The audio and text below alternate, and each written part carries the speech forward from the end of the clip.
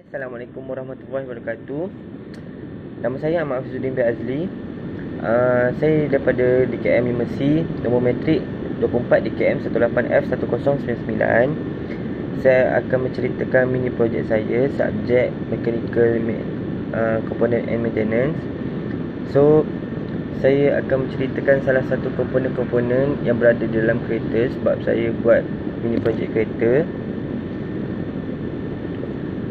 Komponen-komponen yang ada dalam kereta salah satu ialah bearing. Inilah bearing.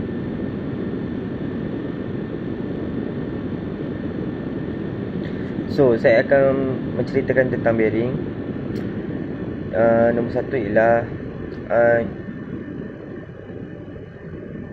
usually lubricant is needed in any bearing to reduce friction and remove heat. So, masuk kat sini bearing to reduce friction, so dia akan mengurangkan geseran dan and remove heat. Dia akan mengurangkan haba. So bearing ni kiranya berputar untuk mengurangkan geseran pada dalam kereta dan mengurangkan haba. Seperti contoh di dalam sport rim. Sport rim, bearing, crankshaft,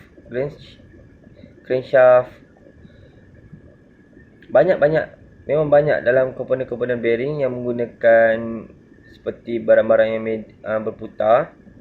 Sebab benda tu ialah amat penting kepada mechanical. Sebab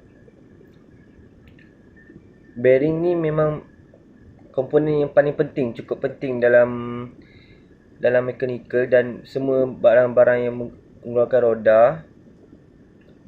Okay, so nak tahu lebih lanjut, saya akan menceritakan tentang komponen-komponen bearing. Biasanya bearing ni dia memang nampak simple dan tahan lama kerana bearing adalah posisi yang tidak terlihat sehingga tidak biasa selalu diakses untuk perawatan. Secara umum bearing terdiri daripada seal, outer ring, rolling element, cage, inner ring and seal. So seal kat sini macam tak tahulah ada ke tak. Rasanya macam tak ada. Tapi yang ada dalam yang saya akan tunjuk ni adalah rolling element and cage, dan inner ring dan outer ring. Outer ring ni kat luar ni. Kat luar ni. Ni outer ring. Seal dah tercabut rasanya bearing. Ni bearing crankshaft Biasa crankshaft motor. So dia ada dua buah ring atau cincin apa ni? Cincin jalur raceway. Macam tu lebih kurang. So saya akan ceritakan tentang yang pertama ialah ring outer ring dan ring dalam inner ring. Dia adalah berfungsi untuk menahan bola tetap berputar di tempat yang sama. So kiranya dia sentiasa berputar. Macam ni tak ada idea pula. Tak ada pula. So dia menahan bola. Kiranya yang kat luar ni, yang kat luar ni dia menahan bola supaya tetap berputar di tempat yang sama. Dia terbuat daripada material yang keras seperti baja atau krom. Baja seperti besi atau krom, yang kekuatannya mempengaruhi beban yang diterima dan masa pakainya. Seramik dan plastik juga kadang-kadang dipakai juga, walaupun lebih ringan. Tetapi plastik bukan untuk bearing yang akan bekerja di temperature dan tekanan tinggi. So kiranya plastik yang menggunakan dalam bearing ni amat berkualiti sebab dia tahan panas dalam kereta dengan geseran yang kuat. Sebab itulah bearing berfungsinya macam ni. Tengok ni. Saya akan ceritakan lebih dengan jelas. So yang kedua ialah komponen yang berputar. So yang bola ni, bola, roller dan silinder, cone atau needle yang keras bahan khususnya seperti seramik dan plastik. Dia menggunakan seramik dan plastik. Bola, roller, silinder, cone atau needle. So yang ketiga, cage atau sarang dia ni. Cage. Fungsinya untuk menjaga bola atau silinder pada tempatnya dan tidak saling namanya macam kini tak berlanggar atau gesekan yang tinggi. Kiranya dia tak berlanggar lah satu sama lain.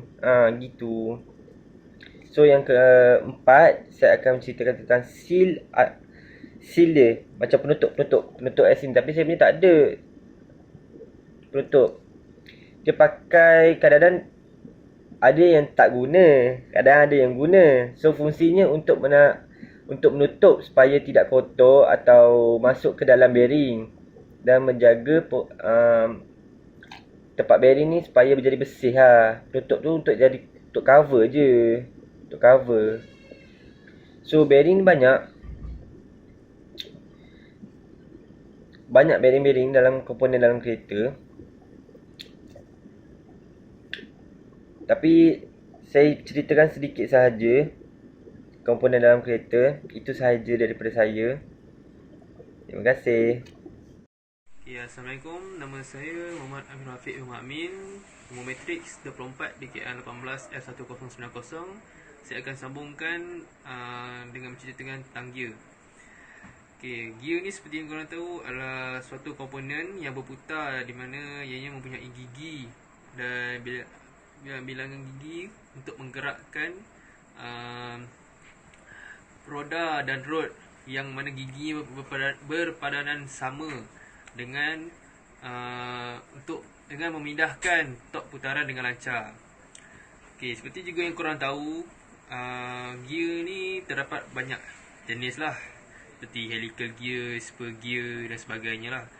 Macam gear yang kami gunakan untuk projek kami ni adalah rack and pinion gear, di mana ianya digunakan pada steering kereta. Rack and pinion ni adalah the rack which is actually a straight or flat gear. They have straight teeth to match with a spur gear or angular teeth to match with a helical gear. Used to convert rotary motion to linear motion.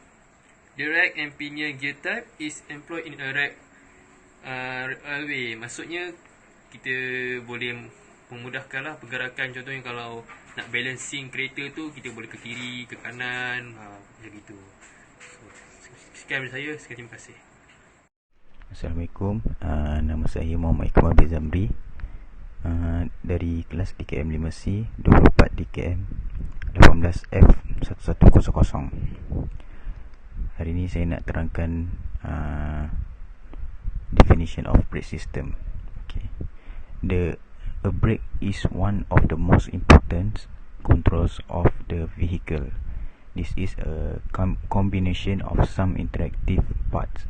It absorbs energy from the moving part and slows down the vehicle with the help of friction. The function of brake system.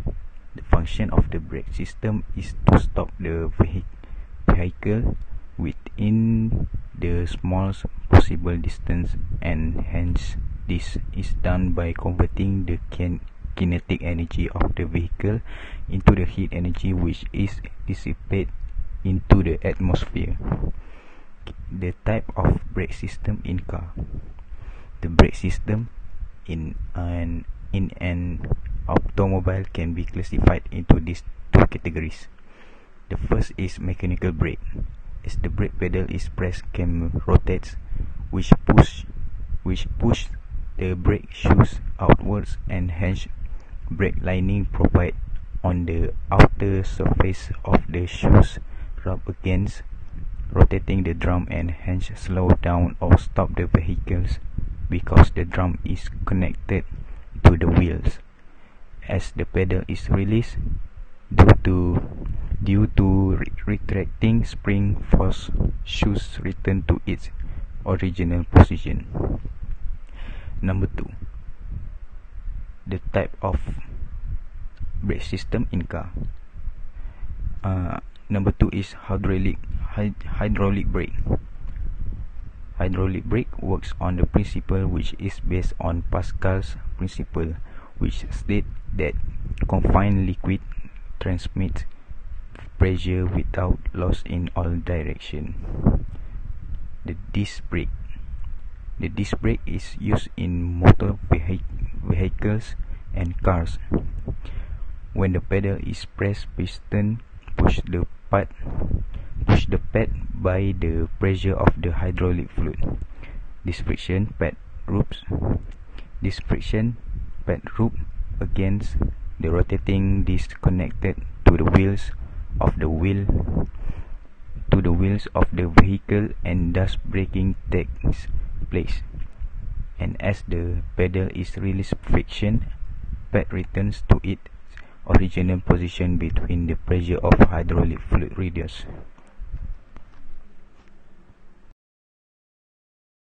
Ada saya